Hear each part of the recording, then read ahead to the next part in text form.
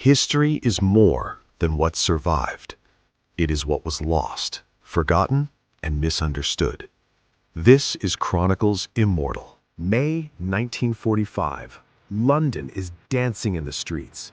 The Union Jack flies from Berlin to Singapore, and Britain stands as a victor of the greatest war in history. But inside the halls of Whitehall, there is no dancing. There is only cold, clinical terror.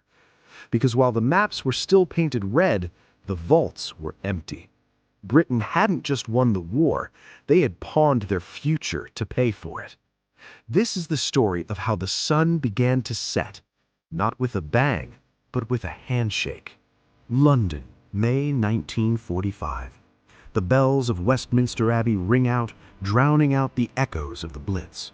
To the average Londoner standing in the street, the world looks exactly as it should. The Union Jack flies from Berlin to Singapore. The British Empire has emerged from the greatest conflagration in human history as one of the big three, a victor, a titan, a global hegemon. But inside the halls of Whitehall, the mood is not celebratory. It is clinical, it is cold, and it is terrified. Because while the maps in the classrooms were still painted red, the vaults in the Bank of England were empty. Britain hadn't just won the war, they had pawned their future to pay for it. Most people believe the British Empire collapsed because of heroic independence movements or the bloody battlefields of the 1950s, but the truth is far more quiet. The empire didn't die on a battlefield, it died in a series of boardrooms, through ink-stained ledgers, and during a disastrous phone call to Washington, D.C. This is the story of how the sun began to set, not with a bang, but with a handshake. To understand the fall, we have to look at the bill. By 1945, Britain was the world's greatest debtor. They owed roughly £3.3 billion, an astronomical sum at the time, to countries like India, Egypt, and the United States. They were effectively a bankrupt firm operating under a prestigious brand name. Enter John Maynard Keynes. The world's most famous economist is sent to Washington with a desperate plea. He isn't looking for a gift, he's looking for a lifeline. He expects the Americans to acknowledge the common sacrifice of the war. Instead, he finds a cold reality. The United States, now the world's undisputed industrial powerhouse, saw an opportunity.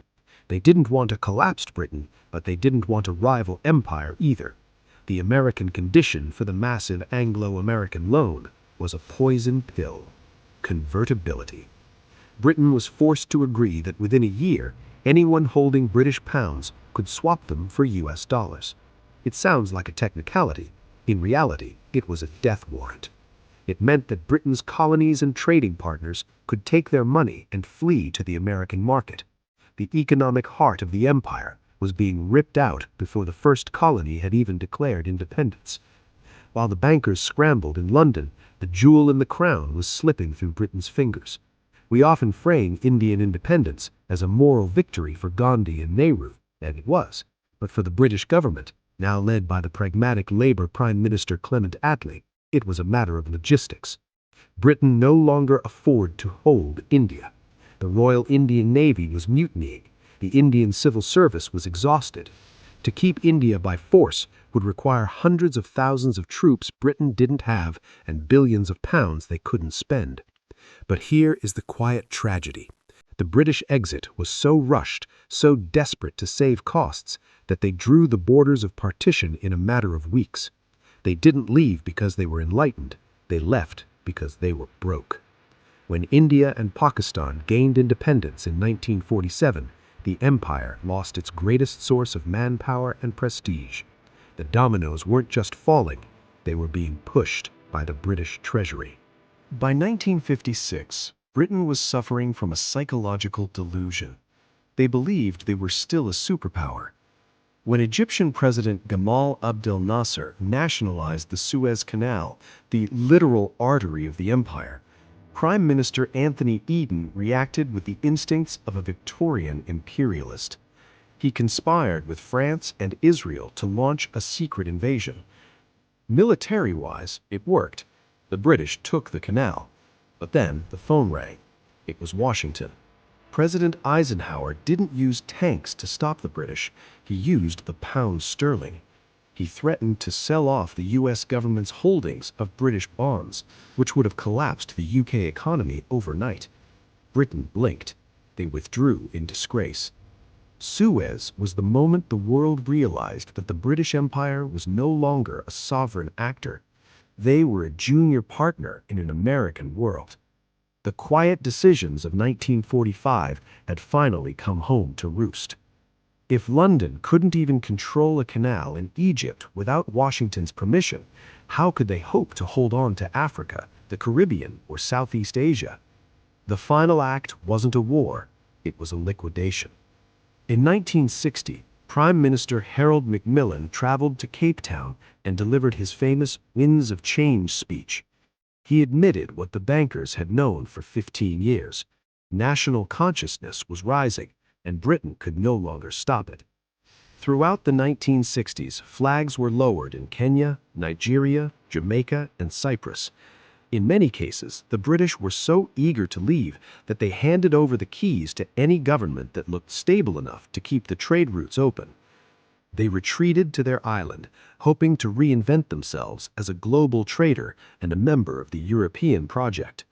The empire didn't end with a final stand. It ended with a series of administrative handovers and a very long flight home. To understand why Britain fought so hard for a tiny peninsula in Southeast Asia while letting India go, you have to look at a spreadsheet. In 1948, the British Empire was suffering from a dollar gap. They needed American dollars to buy food and machinery, but they didn't have any. However, Malaya did. Malaya was the world's leading producer of tin and rubber, commodities the Americans were buying in massive quantities. When the Malayan National Liberation Army launched a guerrilla war against British rule, London didn't see it as just a colonial uprising. They saw it as a bank robbery. If Malaya fell, the British pound might collapse entirely. This was the Malayan emergency. Britain pioneered hearts and minds tactics, but they also forcibly relocated 500,000 ethnic Chinese into new villages surrounded by barbed wire. The strategy worked, but it revealed a grim irony. Britain was spending millions of pounds on a war just to keep the right to sell Malayan rubber for dollars.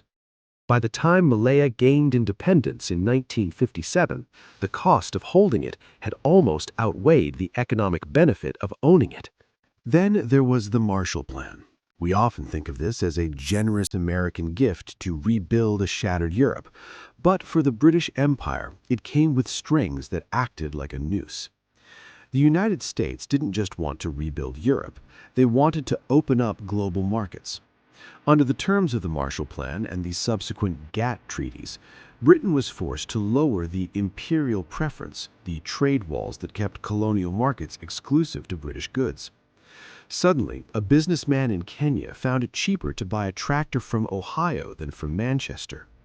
The empire's economic plumbing was being rerouted toward Washington, D.C. Britain tried to fight back with the Colonial Development Corporation, launching massive projects like the infamous Tanganyika Groundnut Scheme, a plan to turn East Africa into peanut plantations. It was a spectacular multi-million-pound failure. It proved that the British state was no longer capable of the grand-scale engineering that had built the empire in the 1800s. The Marshall Plan saved the British Isles, but it arguably finished off the British Empire. It turned the colonies from profitable assets into expensive liabilities that London could no longer justify to its taxpayers. By the early 1960s, the logic of empire had inverted. In the 19th century, colonies were a source of wealth. In the post-war world, they were a drain on the treasury. The day the sun began to set wasn't a single calendar date. It was a decade-long realization that you cannot be a global superpower on a line of credit. When the money stopped, the empire stopped. History remembers the battles of the Zulu Wars and the grit of the Blitz, but empires aren't just built on steel. They are built on the perception of power and the reality of credit. The collapse of the British Empire is often taught as a series of political handovers, but the true story is found in the price of rubber and the terms of a loan. If you want to see a similar deep dive into how the French Empire tried and failed to hold on in Indochina and Algeria, let me know in the comments. Don't forget to like and subscribe to help us keep the lights on here at the channel. Thanks for watching.